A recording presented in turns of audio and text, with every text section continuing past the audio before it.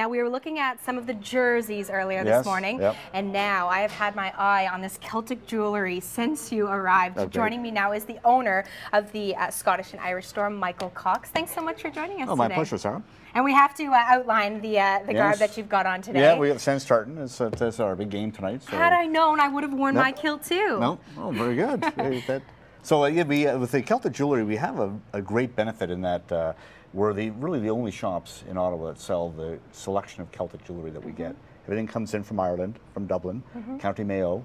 And so we have, actually we do have some Scottish items, which are the heather gems here. Okay. And the thing with the heather gems is the heather that grows in the fields, they cut the heather and the twigs left. And then they cut the twigs to promote regrowth. They strip them, dry them out, dye them different natural dye colors. Then they compress them with about 80 tons of pressure. And then they cut, polish, and lacquer them so they look and feel like a stone, but every piece is wood. There's no way. This is wood? That's wood. And of course, every single piece they make is a one of a kind. Wow. So that's the only one like that in the world. Each of these are different. Even the earrings can't be identical. They'll be very close, but not quite identical. Right. And that's the thing. That's something that I always look for when I'm purchasing jewelry, something that's one of a kind and that someone else isn't likely going to have. Exactly. And so, of course, in a lot of the other jewelry we have, which comes in from Ireland, you've got all the different Celtic designs and knots, and many of them go back thousands of years. The Celts have been around for a long, long time, and most of them, they don't even know what the meanings are. They're so old. I was about to ask you that. Except for the Trinity knot, which you'll see has the 3 points. And the number 3 was very significant to the Celts. And that's why when St. Patrick used the shamrock to explain the Holy Trinity, they got it because 3 was big to them. It was the 3 stages of life, birth, death, and rebirth, the 3 stages, the 3 elements, the 3 stages of a woman's life as a maid, mother, and a wise old woman.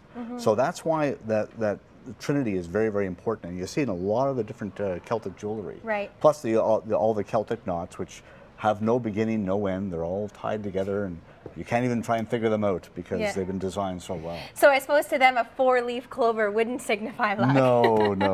Okay, so let's talk about the ring that you have put on my wedding finger, because I think it's quite extraordinary. The clatter ring, which is the hand holding the heart and the crown, it goes back to the late 1600s, and it was designed by a gentleman named Richard Joyce.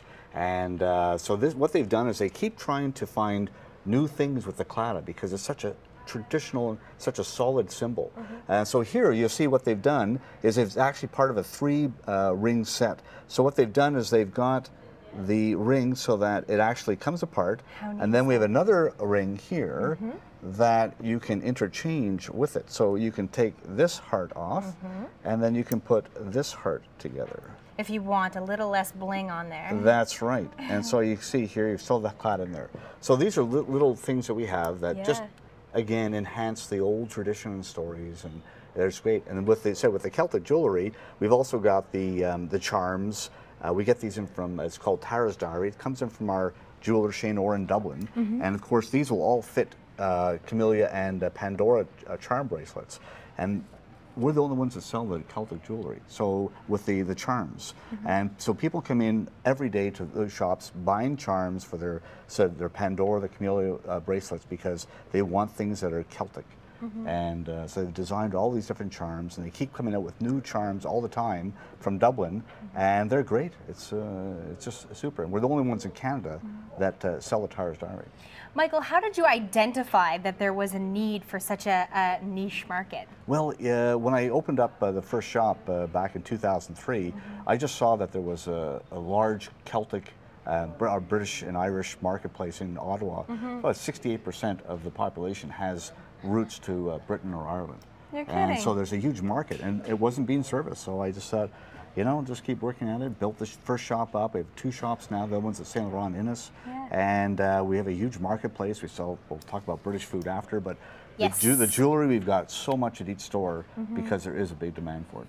Perfect. Yeah. Well, coming up a little bit later in the show, as Michael mentioned, we will be talking Scottish and Irish foods. In the meantime, you can head to the website ScottishAndIrishStore.com for all of the information. After the break,